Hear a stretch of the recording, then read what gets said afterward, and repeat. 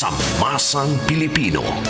Sa Metro Manila, ito ang DZXL 558 Radyo Trabaho, ang inyong gabay sa hanap buhay. Tunay na tunay from Mula sa DZXL 558 Studio, narito ang programang Basta Promdi Lodi. Maghahatid ng serbisyo publiko, mga storya at balita ng bawat probinsya. Basta Promdi Lodi. Ang programang may tunay na malasakit at puso sa bawat probinsya. Kasama ang totoong probinsyano, Congressman Alfred De Los Santos, at ang batikang mamamahayag sa radyo telebisyon, Sas Drilon. Basta Promdi Lodi. Basta Promdi Lodi. Basta Promdi Lodi. Isang mapagpalang Martes, Pilipinas, sa ngalan ng tinig sa Kongreso at totoong kapromdi na si Alfred De Los Santos, sama-sama po nating isulong ang kaunlaran sa mga pamayanan. Ako po ang inyong kakampi, Ces Orenia Drilon. Kami po ang inyong mga tagapaghatid ng purong serbisyong publiko sa barangay man, lungsod o kanayunan. Ako naman ang yung sandigan, live galing po dito sa makulimlim na Cebu City. Jude Bacalson, ako makulimlim. Makulimlim talaga. Dito naman mainit. Ako kung sa Cebuano yun, dagom. Dagom. Yes, dagom. D-A-G-O-M. Pero may favorite ako na term actually na waray dun sa sa makulimlim, sa dagom. Ano naman siya? Yung ambon is actually tarahiti. Ang masarap pakinggan, di ba? Tarahiti. Tarahiti. Parang pinapahit sa sandwich. iba naman naiisip ko pag tarahiti. Naku, hindi ka pa nag-lunch session, no? Ito na naman sabi ni Kong Apid na you like to talk about food pag hindi ka pa nag-lunch. Tarahiti, pinapahit sa pagkain, sa tinapay. Ay nako, talagang ilalatag namin sa inyo kung saan nakakarating ang Basta Promdi Lodi. Unang-una sa Cebu, Southern Leyte, Bohol, Negros Occidental sa pamamagitan ng DYRB Cebu 540 kHz. Nasa Tirad Pass TV and radio rin tayo sa Ilocos, DXRD Davao at Infinite Radio sa Calbayog. Napapakinggan at napapanood din tayo sa Radio DWNX-FM sa Naga at TV Veritas sa Albay. Mga kapromdi, nasa FMR Radio din tayo sa Baguio 94.3 yan. Nasa DYDM Isabela, DXCO Cagayan de Oro at Magic 103 Zamboanga rin tayo at sa Facebook page at YouTube channel ng Regional News Group Luzon. Kung kayo po ay may problema sa inyong barangay, munisipyo, syudad o probinsya, mag-text o tumawag lang po sa aming hotlines 0998-978-2971 para sa Smart at para doon naman sa Globe, 0917-160-0611 ang aming mga numero. O pwede po tayo mag-email sa bastapromdilodi@gmail.com. Bukas din po ang aming programa sa mga gustong maging volunteer reporter sa pamamagitan ng Promdi Citizens Balita. Bago ang lahat, alamin muna natin ang mga balita sa iba't ibang panig ng bansa, hatid ng ating mga Loding RMN reporters. Promdi Patrol. Ang bahaging ito ay hatid sa inyo ng Top Asia Corporation, pioneer importer of particle boards, medium density boards, at melamine face chipboards. Proud partner of leading furniture contractors in the construction industry. Basta't the best laminated boards, dun ka sa subok na. Top Asia. For more details, please call 8294-3144 or 8294-3188. You may also visit www.topasia.com.ph. Ngayon natin ang Bicol Region COVID-19 cases bumaba na. Ayan, very good news. Narito ang ulat ni Radyo Man Leo Barceliano ng RMN Legazpi. Himala ngayon na maraming lalawigan sa Bicol Region, ang lahat ay 0. Wala sa lalawigan ng Albay, Camarines Norte, ng Catanduanes, Sorsogon City Province. Samantalang ang lungsod ng Naga, Iriga at lalawigan ng Camarines Sur ay mayroong 16. Sa tatlong distrito ng lalawigang Isla ng Masbate ay mayroong 3. Samantala, ang mga gumaling ay umabot sa 36,175 Bicolanos. Ang mga nag-recover 52. Samantala, ang mga nasawi umakyat na sa 1,530. Ayon ngayon ang Departamento ng Kalusugan, tingin ang social distancing, paghugas ng kamay, pagsuot ng t-shirt at face mask para hindi tamaan ng nakakamatay na virus ng COVID. Mula sa Legazpi City, ako si Leo Barciliano, nag-uulat para sa Basta Pronde Ludi. Maraming salamat, Radyo Man Leo, sa balita mo. Sa isa naman sa mga paborito kong mga destinations, Iloilo, Mayor Jerry Treñas, naninindigan sa desisyon na hindi na kailangan magsuot ng face shield sa Iloilo. Dalawa na po sila. Radyo Man, Alam mo, ay bago ang lahat, nakakalito kasi 'di ba may ilang mga lugar sa Metro Manila na hindi na rin rine-require yan. Manila ang nagsabi na hindi na Manila lang ba? Manila lang ba? Alam ko. Pati Quezon City, I think. Quezon City din. Okay. Pero Parang dito sa Taguig, up to the discretion ng mga ng mga establishments. I think sa Cebu yun yung naging pahayag ni acting Mayor Rama na it is up to the Chamber of Commerce to decide if the establishments will allow people to come in without face shields. Yun ang dito sa Cebu. Oh, so medyo ignorante ako kanina dito sa Taguig, hindi ko na dinala yung face shield. Hinahanapan pa din ako. Ako lumipat na ng Iloilo, sis. Doon. Mayor Jerry Treñas, punta na lang ako dyan. Mayor Jerry Treñas. Sabi niya, hindi na daw kailangan. Ito ang report ni Radyo Man Maggie Maleriado ng RMN Iloilo. Nanindigan si Iloilo City Mayor Jerry Treñas sa desisyon na hindi na kailangan magsuot ng face shield sa Iloilo City. Ayon sa alkalde, walang medical o scientific study sa bisa ng face shield laban sa COVID-19. Ito ay sa kabila ng pahayag ni Presidential Spokesperson Harry Roque na kailangang sundin ng mga local government unit ang chain of command, lalo pat wala pang pinal na desisyon ng Interagency Task Force o IATF. Pinaalalahanan ni Treñas si Roque na military at police lang ang may chain of command at may local autonomy ang mga LGU batay sa local government code ng bansa. Sinabi rin ni Mayor Jerry Treñas na sa halip dapat bigyan ng agarang atensyon ni Roque ang apila ng Iloilo City hinggil sa alert level ng lungsod upang unti-unti nang makarecover sa pandemya. Mula sa Iloilo City, ako si Maggie Maleriado, nag-uulat para sa Basta Promdi Lodi.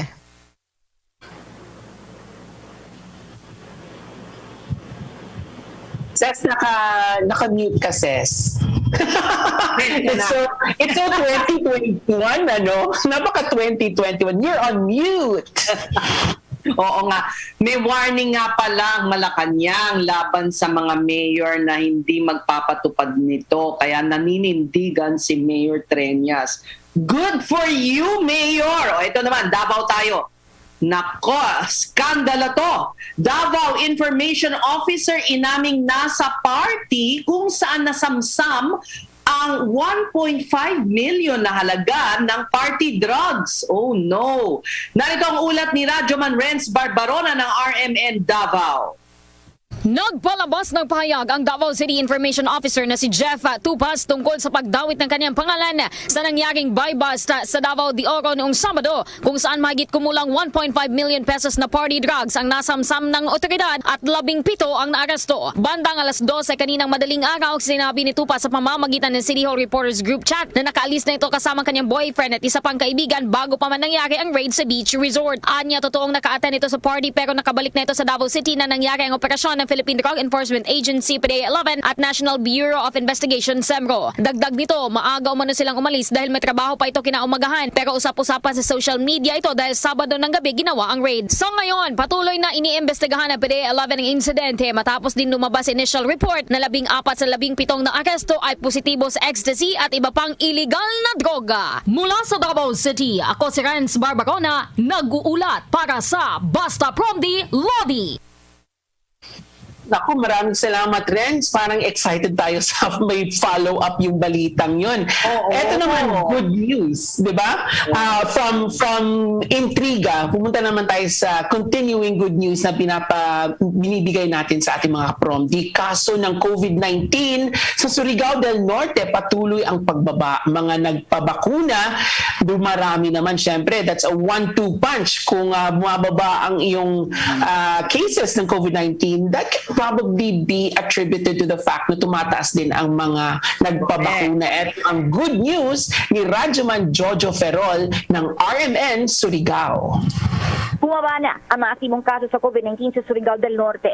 Ito ang binigyang diin ni Board Member Constantino Bolivar IV, ang chairman ng Committee on Health ng Sangguniang Panglalawigan. Base sa record sa Surigao, nasa 30 na lamang ang kaso at walang bagong kasong naitala sa COVID-19. Sa mainland Surigao del Norte, nasa 58 na lamang at sa Surigao City, nasa 63. Tinukoy nito ang dahilan sa pagbaba dahil sa pagdami ng mga nagpapabakuna laban sa COVID-19. Sa Surigao City, sa nakaraang mga araw, mahaba ang pila sa mga gustong magbabakuna, lalo na't dinagdagan ang mga vaccination sites. Sa record, nasa 36,162 ang mga fully vaccinated na at 45,828 naman ang nasa first dose pa lamang. Sa nalalapit na November 16, ipapatupad na ang Executive Order number 47 na kung saan ang mga papasok sa iba't ibang mga establishmento na walang ipapakitang vaccination card ang hindi papayagan. Mula sa Surigao City, ako si Jojo Ferrol, nag-uulat para sa Basta PROMD, Lodi.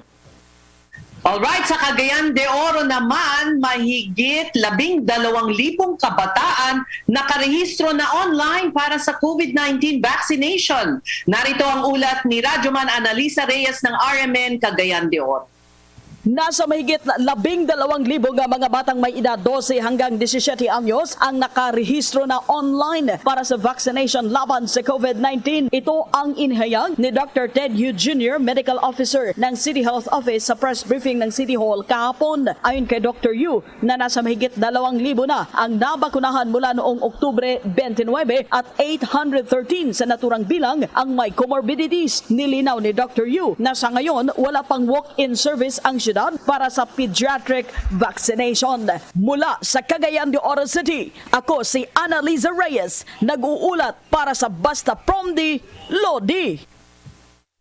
Maraming salamat sa ating mga PROMD reporters. Tuloy-tuloy po ang paghahatid ng tulong ng Ang Probinsyano Party List sa mga kababayan nating kapos sa buhay sa iba't ibang panig ng bansa. Narito po ang mga lugar na bibisitahin ng Ang Probinsyano Party List ngayong Nobyembre. Ipapakita po namin sa screen namin kung nanonood kayo sa amin sa Facebook. Sa Biyernes, November 12, bibisita ang grupo sa Palawan para maghatid tulong sa mga kababayan nating dyan. Sa November 16 naman, magkakaroon po ng distribution ng financial assistance sa Maynila at Quezon City. Sa November 17 naman sa Alfonso Cavite, mamamahagi ng ayuda. Sa November 18, may simul distribution both Maynila at Camarines Sur. May simul distribution pa rin na magaganap sa Maynila at Irosin, Sorsogon sa November 19 at sa November 22 naman, may dalawang magkahiwalay na event sa Eastern at Western Samar. Sa 24 ng Nobyembre, nasa Bohol ang Probinsyano Party List. That's the hometown of my mother.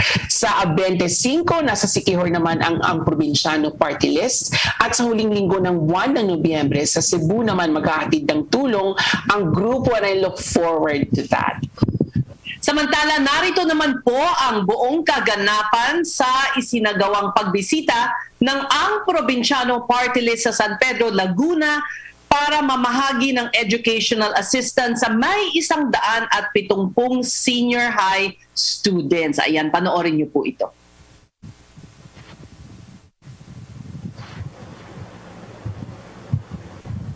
Okay, naantay muna natin ang ulat na yan sa ginanap kamakailan lang sa San Pedro, Laguna. Okay, nandiyan na ba ang icon?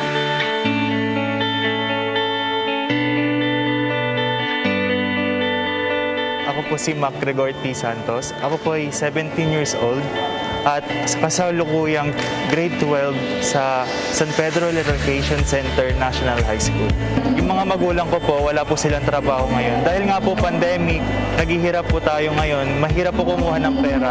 Mama ko naman po, wala po siyang trabaho, wala siyang decent work na ngayong pandemic. Kaya po ngayon, nandito po ako para magkahingi po ng konting tulong para rin po sa pamilya ko at para rin po sa akin.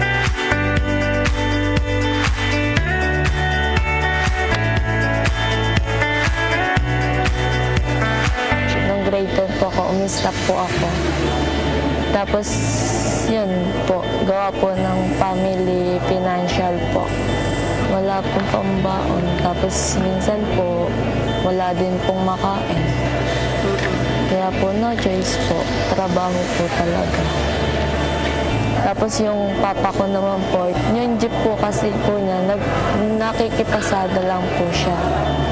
Tapos po, yun, hanggat po sa sumakit na din po yung likod niya. So, hindi na siya nakapagtrabaho? Hindi na po, hanggang ngayon po. Bilang isang panganay, ako lang po yung inaasahan ng magulang ko, lalo-lalo ni mama. Kaya gusto ko po talagang pagbutihan yung pag-aaral ko. Naniniwala po ako na education is the key to success. Ibig sabihin ko meron ka pong knowledge, meron kang experience na natutunan galing sa school.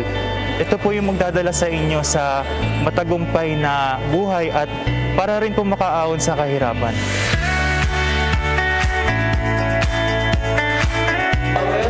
Ang tinatawag ko na ang provincial party list, ang chief of staff, Congressman Alfred Los Santos, sa pangko natin.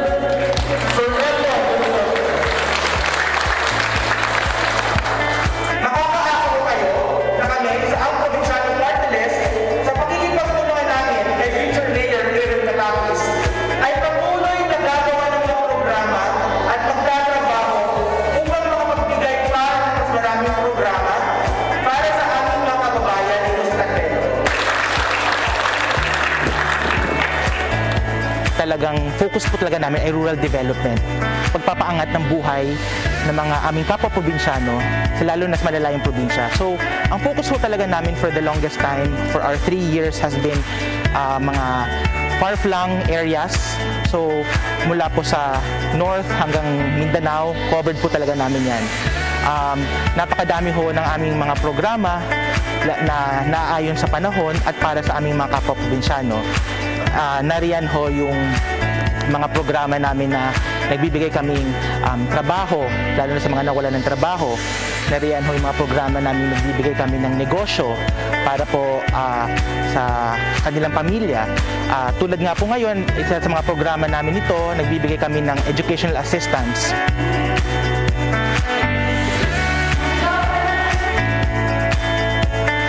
Papasalamat po kami na ang Probinsyano Party List po ay napili ang City of San Pedro na mabigyan ng ganitong educational assistance. Dito po sa ating pong mga kabataan dito sa ating lungsod, umasa po kayo na ang ating pong city government ay hindi po titigil sa pag-iisip at paggawa ng pamamaraan para po yung education sector po natin ay bagamat naapektuhan ng pandemya ay pilit po natin na ipinagpapatuloy, sinusulong po natin ang edukasyon. Sa ang Probinsyano Party List ay maraming salamat po sa pagkakataong ibinigay niyo sa akin at ganun din po sa mga estudyanteng kasama ko ngayon. Ito po ay nagsisilbing malaking tulong para sa amin upang punan ang aming pangangailangan. Maraming salamat po sa ang Probinsyano Party List po. Laking tulong po ito sa aming pamilya po. At sana po marami pa po kayong matulungan. Thank you po.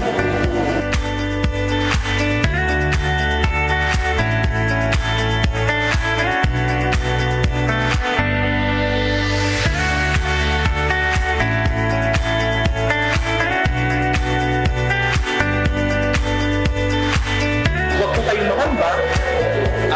Kahit alam ko po mahirap ang pinag-aaralan ngayon sa inyong pag-aaral, ay meron kayong matangkin sa amin sa Probinsyano Party List. Pero dito lang po kami para makaagapay sa inyo, para po makamit ang inyong mga pagkakas.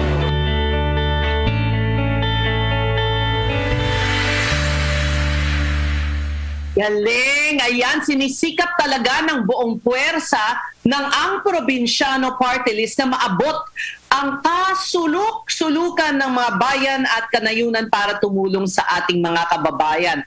Nako, bueno, pag-uusapan naman natin pagkatapos niyang pagbibigay ng educational assistance, yung mga kababayan nating nanabik ng husto na makagala, makapasyal, magkaroon ng outdoor activity. Kaya siguro nitong weekend talagang dagsa ang mga taong lumabas at nagtungo sa riverbank sa Marikina. You are on mute, my dear. Ako naman ang nang-mute. Okay, ay mag-isan tayo. That is so 2021. Tama ka, Ses. Siguro sa excitement ng mga kababayan natin, for the longest time sila nakakonfine sa kanilang mga bahay. Yun na nga, dumagsa sila doon. Ngayon, makakausap natin ang alkalde ng lungsod ng Marikina tungkol sa inihahanda nitong patakaran kontra crowding. No? Siguro importante na marinig ng mga kapromdi natin. Alright, at kasama natin si Marikina Mayor Marcelino Chodoro para ipaliwanag ang mga patakaran ng lungsod kontra crowding. Good afternoon, Mayor! Good afternoon, Ma'am Ses. Ma'am Jude, magandang hapon sa iyo at sa inyo po at sa lahat na nakikinig at nanonood po ngayon. Ayan, so pagmumultahin nyo mga business establishments, tama po? Una po ay bibigyan natin ng warning dahil alam naman natin kung gaano kahirap ngayon ang pang-negosyo at ang kabuhayan. Kaya bibigyan natin sila ng pagkakataon makasunod at makapagpatupad ng tinatawag na minimum public health standard.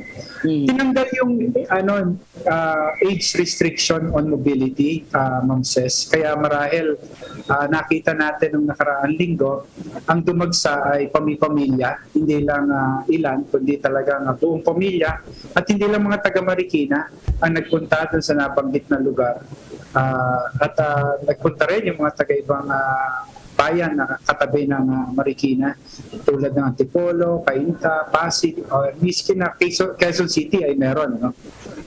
Kaya naisip natin na dapat may panuntunan, may isang unified and standard minimum public health standard na ipatutupad tayo. Ito yung pag-maintain ng social distancing. Maring walang restriction on age on pagdating sa mobility, pero ang restriction ay naroon dun sa capacity limitation ng isang lugar. Malinaw na nakasali dito sa IATF resolution, 50% ang capacity limitation kung indoor ang isang establishment at kung outdoor naman ay nasa 70% capacity. Ang dagdag na condition pa dito, kailangan kung indoor, ang mga papasok sa loob ng mga individual ay fully vaccinated.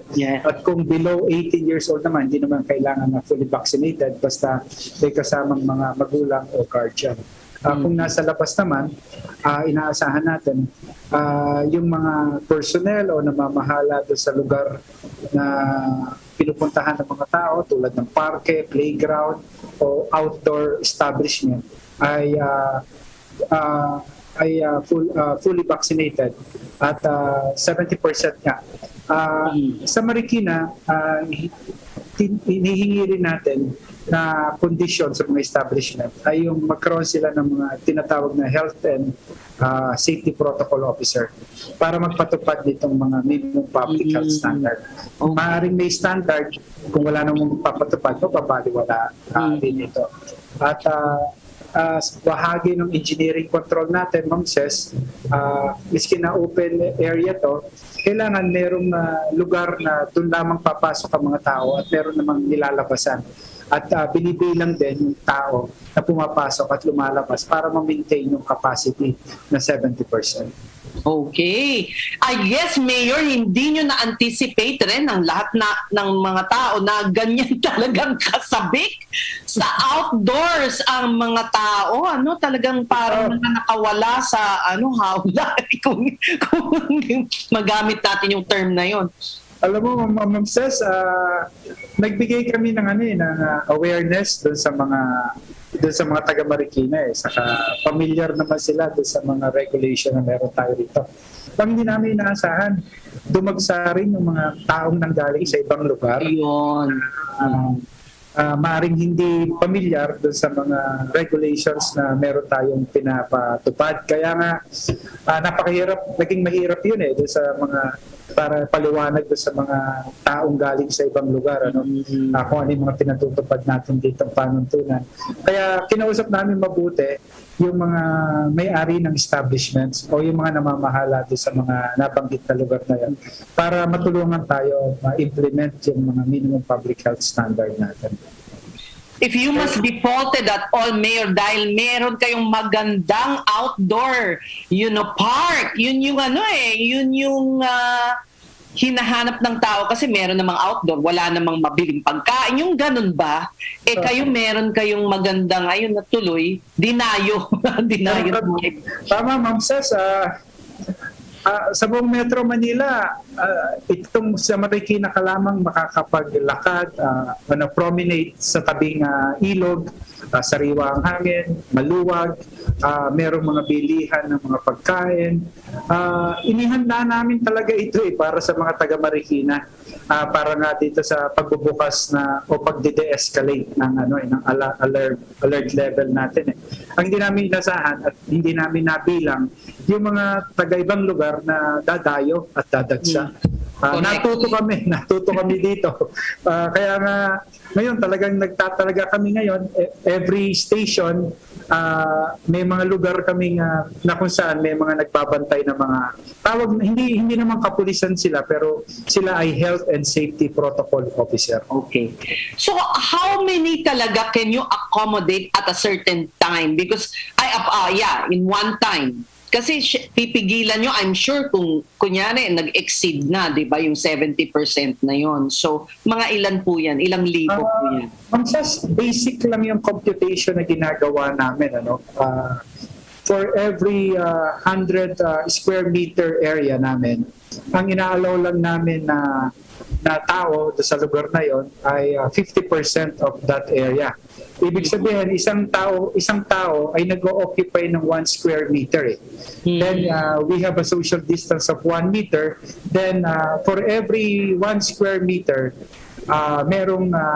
can be occupied by a person, by an individual. So in a 4 square meter area, 2 tao lamang. Kung in a 100 square meter area, ito ay dapat ay 50% lamang, 50 tao lamang ang makakapag-ocupa. Ganun yung aming computation sa mga area na aming itinatalaga in an open area to maintain a social distancing of 1 meter per 1 meter for every person.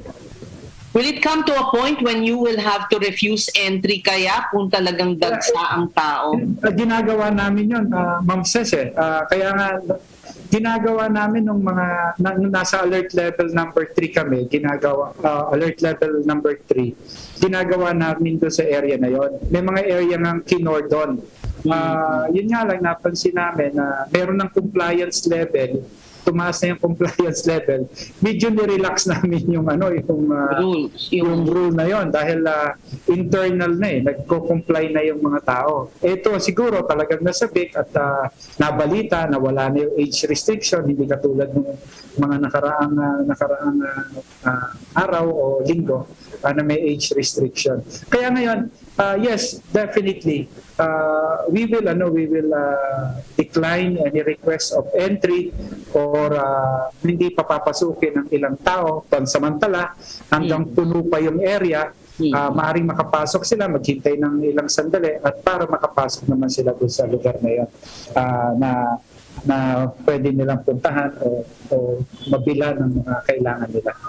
Baka to be fair, Mayor, meron ding limited time. Baka naman yung, di ba, nagbabad ka na buong araw doon. Hindi ka na umalis. Paano naman yun? Gayan. Ng iba? Magbigay ng slot sila, Mayor. Ma'am Ses, itong river park namin, it's a public area, you cannot. It's yun nga, it's a challenge sa amin, challenge siguro, pero siguro na lang consideration ng mga taong naroon, kung nakita nilang marami na naghihintay o kaya maraming mas gustong pumasok at mag-enjoy, talagang matutong magbigayan na lamang, sana Oo, yung gano'n. Mayor, speaking of computation, magkano po yung multa? Sa kasalukuyan, pinag-uusapan pa ito sa konseho. Pero very minimal yung proposal. For every violation, 100 pesos lang. Mayor, ang pinag-uusapan natin dito is yung individual. Sila yung mumultahan ng 100 pesos. Paano po pag establishmento, for example, meron silang lumabag sila dyan sa 70%, they have an event, or lumabag sila, ano po yung iba naman ang multa doon? Suspension ng license to operate for several days.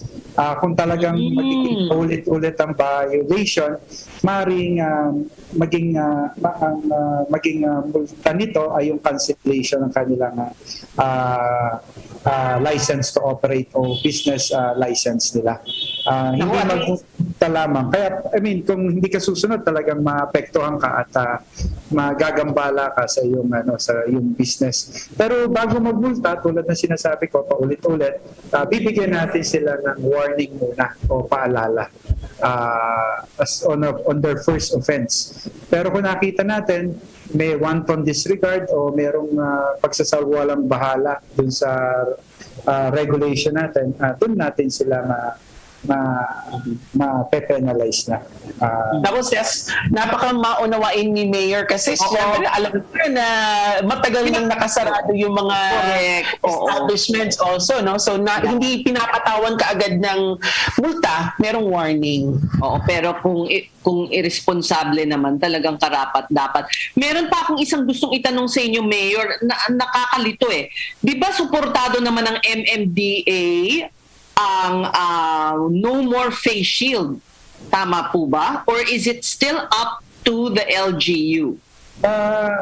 Ma'am Ses, merong inaprubahan noong November 8 kahapon ang Metro Manila Council tungkol sa mandatory use of face shield.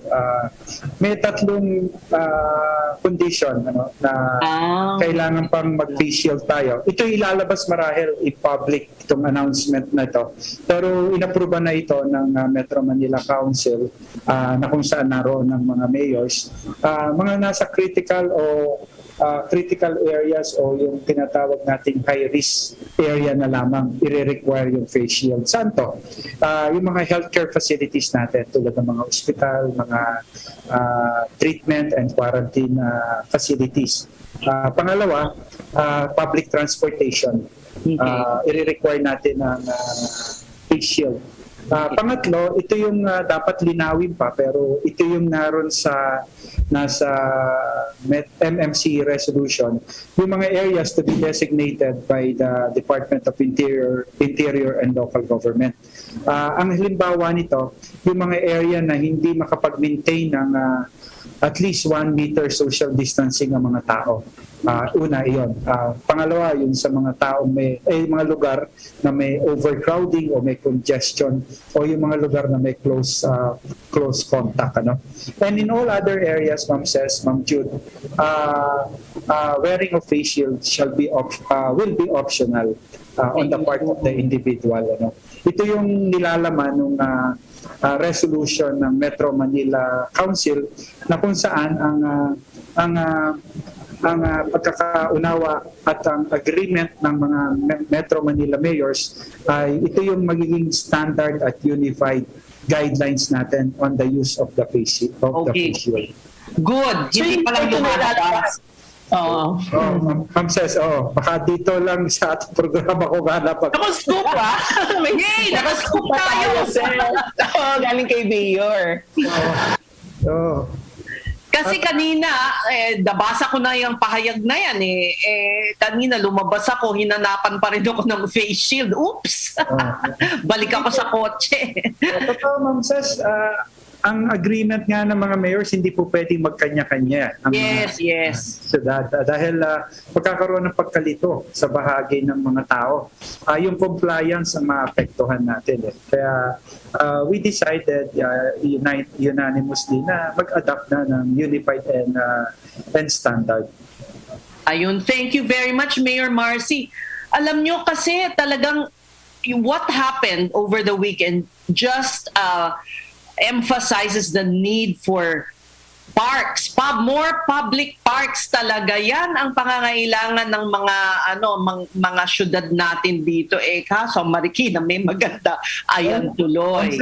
Ang dami namin mga parks dito, ina-advise din namin yung mga tao. O sige nga po, Mayor, pakisabi nga yung mga iba para doon naman sila magpunta sakaling hindi sila magsiksikan doon sa isa lang.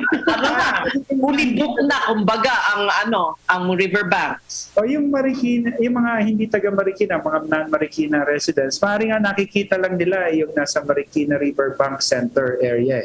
Kaya naakala nila doon lamang maaaring pumunta. Pero pag sila ay naglakad pa at tinuloy nila yung trail, sinunod nila yung Marikina River Park namin. It's a 11-kilometer stretch of park. It's a park network from end to end. At on the one side of the river lang yon. Pwede pa silang tumawid doon sa kabilang side ng ilog. At another 11-kilometer stretch ng park, river park. It's katulad dito kung napupunta tayo doon sa Singapore, yung Clarke Quay area. Ganito yung area dito. Marami pang area na pwedeng explore doon sa aming Marikina River Park. May mga marami, may biking, may jogging, meron doon animal trail, may mga live animals na naroon. Merong area na kung saan yung vegetable in season ay nakatanim. Yung mga ganun, napakadami. Merong fishing area na maaaring yung mga hindi taga Marikina, hindi alam ito. Kaya doon lang sila talaga nagko-concentrate doon sa Riverbank Center. Ayan, narinig nyo dito na puntahan nyo yung mga ibang lugar. Huwag magsiksikan dun sa Riverbank Center lamang. Ayan. So marami pong salamat, Mayor Marcy Chodoro ng Marikina, and more power to you po, sir. Ma'am Ses, thank you po sa Basta Promdi, Lodi, maraming salamat din po. And can I take also this opportunity na magpasalamat? Go ahead, sir. Kami, nakatanggap din kami ng mga educational assistance for our college students dito. Meron kaming 400 recipients dito. And para maging sustainable yung ginagawa po ng ating grupo, we intend, or we wish to partner with this project na we could continue in the coming years yung pagtulong pa rin po sa part po ng city government para dun sa mga recipient po ng ating mga SEAP po ng mga scholarships. Kumbaga merong counterpart funding from from the city government para magpatuloy pa rin. It's not just a one-time assistance. Yeah po. And we're happy to note that it's ongoing now that counterparty. Tsaka hindi lang naman po sa bahagi po ng local government. We were able to solicit assistance from private sector to help us with this endeavor. Initiated by our program. We thank you very much, and more power to you, Mayor. Salamat po, Ma'am Ses. Maraming salamat po, Ma'am Jude. Thank you po. Thank you so much, Mayor. Naku, Ses, dahil sa programang ito, dami ko nang gustong puntahan. Hindi pa ako nakapunta sa nakarating ng Riverbanks. Hindi pa nakakarating doon. Naingit ako because, alam mo, for someone from Cebu, I'm sorry, baka pagalitan ako ng mga nakikinig sa atin sa Cebu, but I'm pretty sure they will agree with me. Wala naman siguro magrereklamo na wala na kaming ilog na magandang pwedeng pasyalan dito. Kahit umikot ka from north to south, naku, wala na. So, nakakaingit yung mga balitang mga ganyan na huwag kang mag-alala, Mayor. Pag bumisita ako dyan, susunod ako sa mga patakaran ng Marikina. Hindi ako mag-overcrowd kasi ayoko magbayad ng 100 pesos. Alright. Good. Huwag ka nang lumayo. Meron din malapit naman ng Iloilo sa'yo. Yan, yung promenade rin ng promenade nila. Napakaganda. award-winning promenade ng Iloilo. So nakakaingit talaga mga water bodies na dyan. Sana po tuloy-tuloy na mga ka-prom din natin na ingatan ang mga water bodies natin. Meanwhile, target ng gobyerno na mabakunahan ang 50% eligible population ng bansa bago matapos ang taong ito. That's a tall order but we're slowly getting there. Naku, sa balita ba naman natin na hinahatid dito araw-araw na gumaganda ang vaccination numbers natin. Nakakatuwa. Batay sa record ng Department of Health, nasa 4 sa 10 tao ang fully vaccinated na as of November 2. Pinakamaraming nabakunahan sa Metro Manila, 8 sa 10 tao ang may kompleto ng bakuna, pero sa Bangsamoro Region naitala ang pinakamababang vaccination rate na 1 sa 10 tao pa lang ang nabakunahan. At dahil dyan, Jude, lumutang ang ideya na i-hold muna ang subsidy ng Pantawid Pamilyang Pilipino Program o 4Ps sa mga hindi pa nagpapabakunang beneficiary. Pero marami ang tumututol sa mungkahi at makakasama natin ngayong hapon si Department of Interior and Local Government Yusek Epimaco Densing para ipaliwanag ang naturang mungkahi. Magandang hapon po sa inyo, Yusek. Magandang hapon, Ses. Ngayong hapon, Jude. At sa tanan nga bisdak, ngayong hapon. Ngayong hapon yung budiha. So, the first question. Nanggawas ginabagabisda. Yusek, mayor tuloy. Muntik na ako mag-mayor. Yusek, muntik na ako mag-Cebuano. Muntik na ako mag-Bisaya. Why not? Okay, Yusek, unsa man gyud ang kamatuoran ining ilang gipagawas nga balita nga i-withdraw ang 4Ps? Is this sakto ba ni? Dili ba ni siya pwede? Kaya daghang magnireklamo ini, Yusek. Tinagalog na lang ko kay daghan mo pud 4Ps nga Tagalog, no. Well, una sa lahat hindi na kompleto yung kwento, no. Nandun ako nung nagmi-meeting kami with the governors and mayors nung yan ay sinuggest ni Secretary Anyo dahil nag-identify po tayo on how to incentivize kanang yung mga bakunado para magpabakuna at yung mga i-disincentivize yung mga ayaw magpabakuna. At naisuggest ni Secretary Anyo at pumayag po dito yung ating mga local officials na tingnan yung posibilidad na i-withhold yung pagbibigay ng ayuda dun sa ating 4P beneficiaries. Kasi base sa statistika, out of the 4.2 million 4P beneficiaries, only 12% have been fully vaccinated. At ito'y minumungkahi sa DSWD at ang mensahe dito nasa DSWD na para pag-aralan ito dahil ang DSWD po ang administrator ng 4Ps program under Republic Act 11310. So it was not an absolute suggestion. It was Did we hear right? 12% of 4Ps beneficiaries lang ang vaccinated? Tama po yan. That's the actual statistics. Okay. But we have to be clear, is it because of lack of access or because of hesitancy? Base sa pakikipag-usap namin kahapon sa DSWD, it's really hesitancy. Nagulat nga ako na yung kwento-kwento nila na pag ikaw ay nabakunahan, magiging zombie ka, totoo pala. At marami sa ating 4Ps beneficiary naniniwala na baka daw maging zombie sila. So it's really more on communicating to them the importance and safety of being vaccinated. So yun po ang ginagawa natin. In fact, dadagdagan ko lang, Ses, base sa pag-uusap nga namin kahapon, dahil mukhang hindi nga maaaring amyendahan or ipatupad itong panukala na wag i-withhold ang ayuda sa mga hindi pa nababakunahan. Ang tinitingnan pa natin ngayon ay baka po magdagdag tayo ng ayuda sa mga 4Ps beneficiaries at hindi bibigyan ng additional yung ayaw magpabakuna. Yon ang mas okay. Mas okay. Yun ang hindi ko masabi. What's the word? Incentivize. Incentivizing.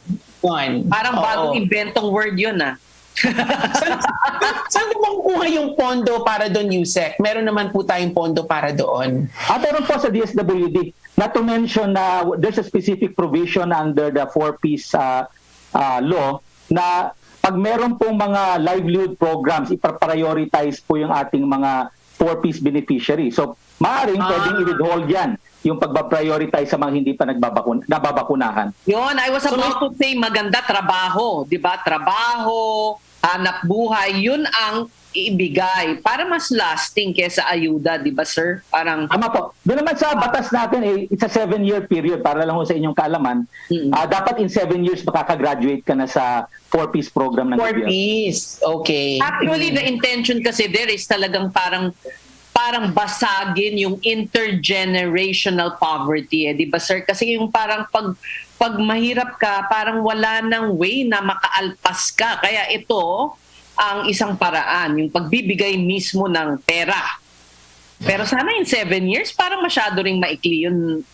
Yusek may mga mas mabuti na yun kaysa habang buhay. Dapat nakagraduate ka na in 7 years. Oo nga, sa bagay. At yung mga bata, kasi ang focus talaga ng 4Ps, benepisyo sa mga younger generation, mga anak-anak. Dapat talagang by 7 years, medyo maganda na yung buhay ng mga anak at pwede na nakapag-aral na sila.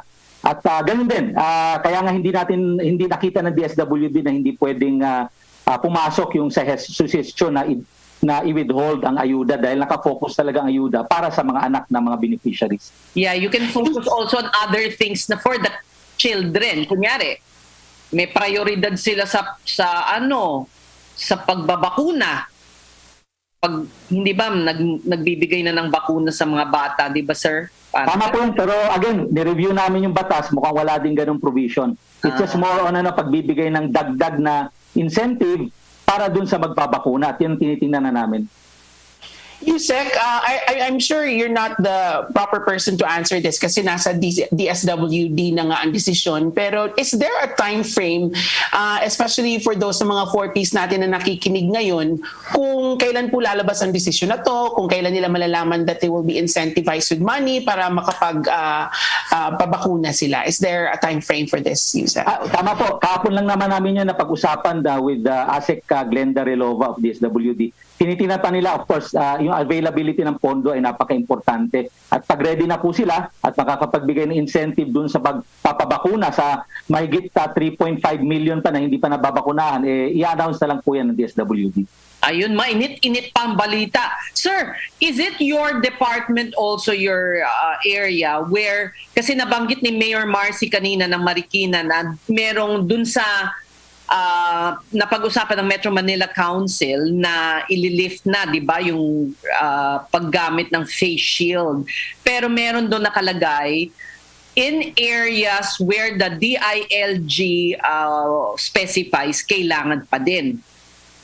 Tama po yan. Nandun ako ng meeting na yun at binanggit ko mismo na sa kanila kung anong pwedeng ilaman ng kanilang resolution. In support of the DILG, who will be proposing this coming IATF meeting on Thursday to lift the use of face shields. No? Ano yung mga mandated na magsuot ng face shield? Una sa lahat, mga high-risk areas, gaya ng ospital, healthcare centers, quarantine facilities. Pangalawa, dun sa mga lugar na hindi mo ma-maintain ang social distancing, gaya ng palengke, Tiangge, dyan sa Divisoria na magsisiksikan kayo, kailangan siguro mag-face shield dahil pag tumalsik ang lumalaway, pag tumalsik ang laway, papasok po sa ating mga mata. Those are just suggestions, no? But again, by Thursday, it may be different because I also sit in the sub-technical working group on data analytics and we met again yesterday, mainit-init pa. Meron din kaming sariling proposal bukod sa amin sa DILG. So nakita ko yung dalawang proposal na maaring pag-usapan sa Webes. Sa Webes pa pala, akala ko effective immediately. Wala na akong face shield na dinadala. Kunyari, papasok ka lang sa restaurant, kunyari. Kailangan pa din until 4 months. Kaya nga, pwedeng tanggalin. At least at the moment, no? Ilang araw na lang po naman at mukhang nagkasundo na yung ating health experts. Akala ko, i-retire ko na eh. Hold on to it. Hawakan mo muna for a few days kasi lalabas na yung decision and then you can say goodbye to it. Yeah. Alam mo yan, magandang gawing mga subject matter sa mga art. Kasi what will you do with all those junk later? A lot of plastic, yes. Yun isang nasabi nila, Cece, na if you get rid of it, you're getting rid of basically plastic. So that's also considerable waste. No? It would be good to consider how can you upscale this face shield? Diba? Well, una sa lahat, gagamitin pa rin ang face shield, no? under specific areas. Yes. And again, depende sa mapagpag-usapan sa Huwebes, maaring sa alert level. Kung mataas ang alert level ng iyong lokal na gobyerno, let's say alert level 4 or alert level 3 or most probably even alert level 5, kailangan pa rin ng face shield. So itabi na lang po muna natin dahil hindi pa naman po tapos ang laban sa COVID. It's just, it's just decreasing but it's still there. Yeah. Okay. Good advice. Yusek Epimaco Densing III, thank you so much for your time. And That's my last question lang ako. Meron pa ka. Okay. Unsa man. Nagulat ako kanina, Yusek, nung nag-Cebuano ka, hindi ako handa. Alam mo naman, pag marami kang ingwahe sa utak mo, if you shift from one to another, parang nabablanko ka. Taga-asa di ka, Yusek? Taga Cebu. Cebuano man ko. I was born in Cebu City, and the dancing clan came from Katmon, mga Katmonanon. And, taga Katmon. Tapos the rest of us migrated in Bukidnon, Cagayan de Oro. So dagan pog dancing sa Region 10. Kasimanwa. When you say Kasimanwa, is that Cebuano, no? That's Ilonggo, no? No, that's not Cebuano. In fact, Jude, when we had some problems with Governor Gwen, if you remember early March, we had some problems with Governor Gwen not following protocols. Ako gipadala. Kami gid ang inistorya. Yes, effective ba? Effective? Siyempre. You speak on the same level, same language. I'm a classmate, Queenie Densing in Los Baños. I think she's probably a relative of yours. So nakakaing salamat, Yusek. Thank you so much. Magandang hapon po sa inyo. Uy, na-left out ako between two Cebuanos, Tuturuan kita, sis. Nako, kwento naman ng pangarap at magsusunikap ng isang tricycle driver. I know this story is from galing sa iyo to, di ba? Ang ating pag-uusapan, espesyal ito kasi mismong si Ces pa ang nakatisod ng istoryang ito ng tricycle driver na ngayon na isa ng engineer. Can you imagine that? While you were in Batangas, you were on may nagkwento lang sa akin and I'm so happy na wow. Na mag-guess natin. Tayo ba ay mag-gap o tuloy-tuloy na? Wag na tayo mag-gap siguro. Kailangan ba? Kasi... Hintayin natin ang desisyon ni Esaribulso Rodel. Sige. Ayan. Habang inaantay, alam nyo, ito talagang mai-inspire kayo. Ang balita ko kasi, he did not even dahil nga syempre, kapos sa pera, hindi na nag-review center. Talagang siya lang ang nag-review ng sarili niya para sa board. O anong desisyon ng ating producer? Mag-gap muna tayo. Mag-gap. Okay. Excited na ba kayo? Dahil ako excited. O sabay-sabay po natin kilalanin mamaya ang tricycle driver turned engineer sa pagbabalik po yan ng Basta Promdi Lodi.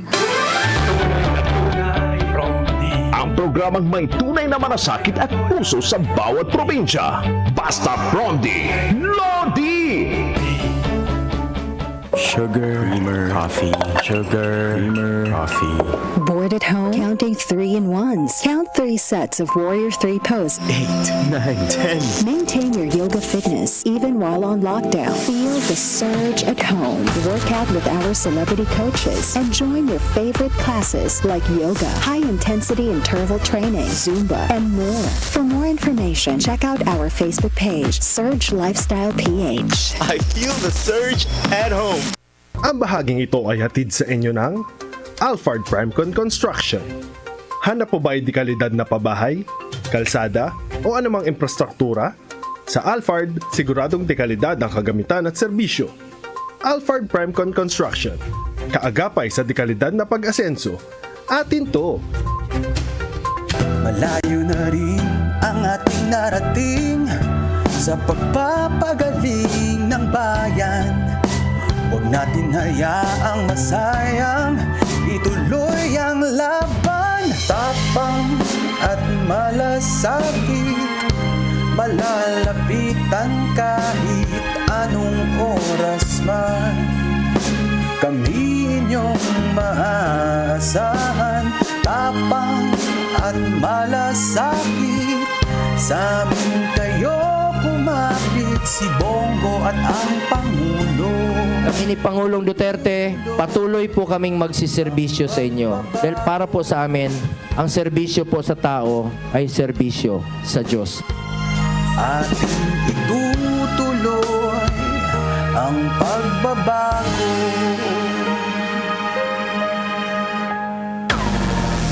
Basta Promdi Lodi, ang probinsyano, ang probinsyano, ang probinsyano party list. Probinsyano'y boses mo, Promdi para sa tao.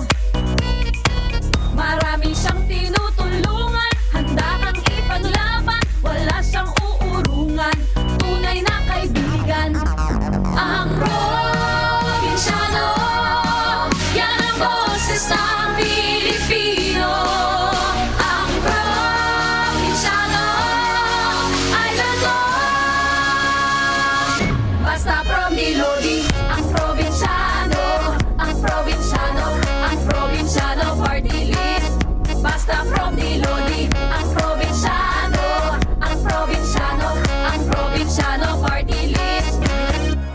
Tapang at malasakit, sa amin kayo kumapit, si Bongo at ang Pangulo.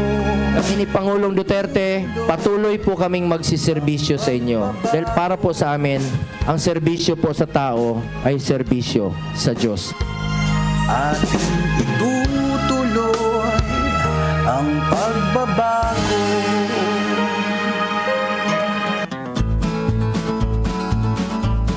Ang probinsyano, halaba iton pasensya.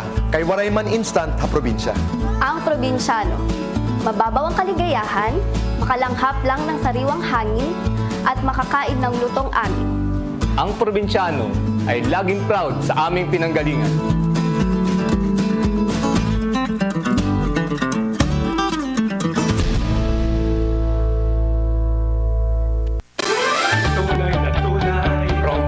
Ang programang may tunay na malasakit at puso sa bawat probinsya. Basta Promdi Lodi!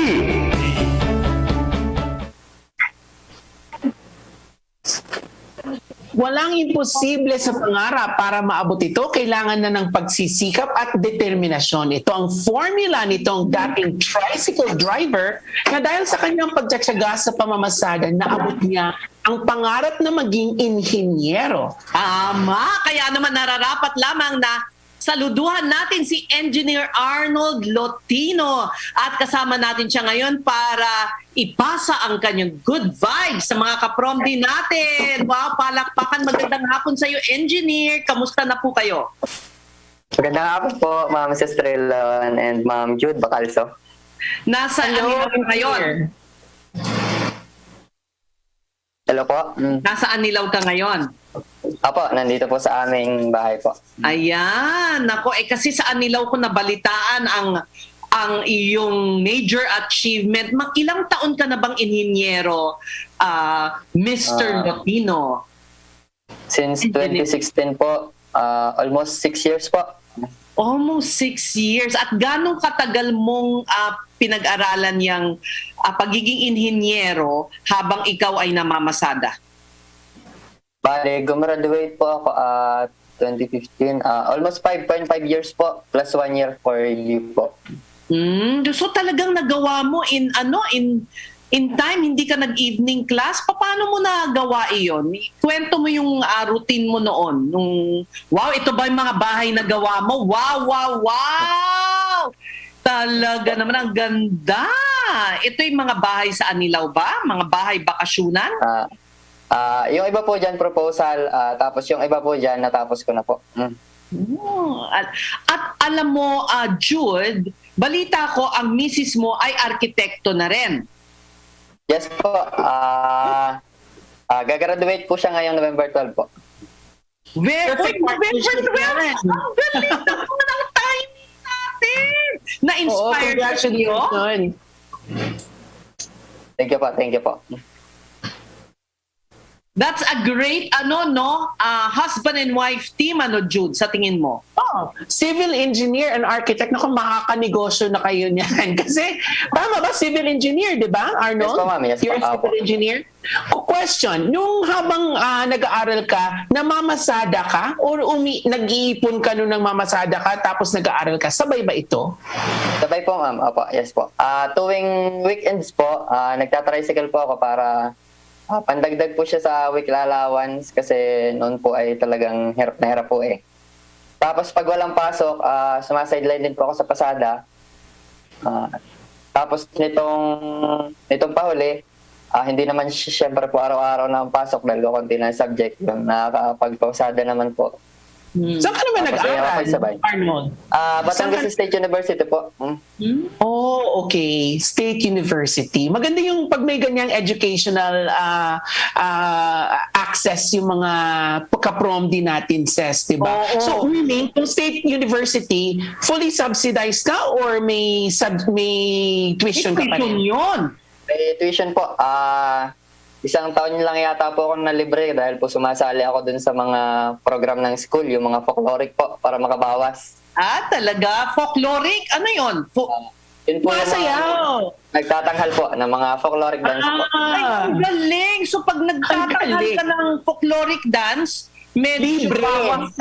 May bawas po sa tuition po siya. 50% po, minsan nagwa 100% pa po siya pagka full time. Galing Nagkataon ba? Gusto kong itanong kay Arnold, naging mahirap ba na ikaw ay namamasada at nag-aaral? Kasi syempre, mga iba mong kaklase, medyo may mas marangya sa'yo. Alam mo yon, nakikita ka ba ng mga kaklase mo?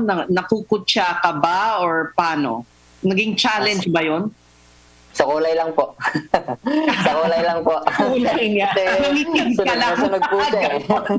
Pero sa status ko naman po ng life, wala po ako pakalam kung mababa po lang ako o talagang wala lang. Kasi sa akin po, ang mahalaga, aral lang po.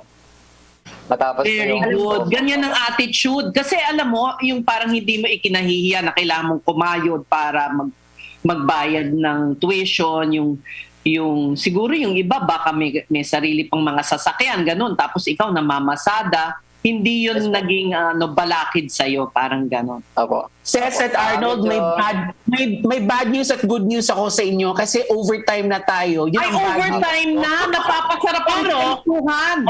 Arnold, wag ka mag-alala. Ang good news ko naman, babalikan namin ang kwento naman ng asawa mo. Pwede nating idagdag yan sa another episode. So, magkikita-kita pa rin ulit tayo. Maraming salamat at congratulations sa iyo, Arnold. Salamat po. Salamat po. Salamat sa iyong panahon. Salamat po sa Basta Prom D, Lodi. For featuring. Magkikita pa naman tayo. Magkatuwang po nating abutin ng magandang bukas. Ako yung sandigan, si Jude Bacalso. At yan po ang isa na namang araw ng ating paglilingkod sa ating mga kababayan sa ngalan po ng tinig sa Kongreso na si Alfred de los Santos. Basta isyong Prom D, ako po ang inyong kakampi, Ses Orenia Drilon. Hanggang bukas, isang mapagpalang araw po sa inyong lahat.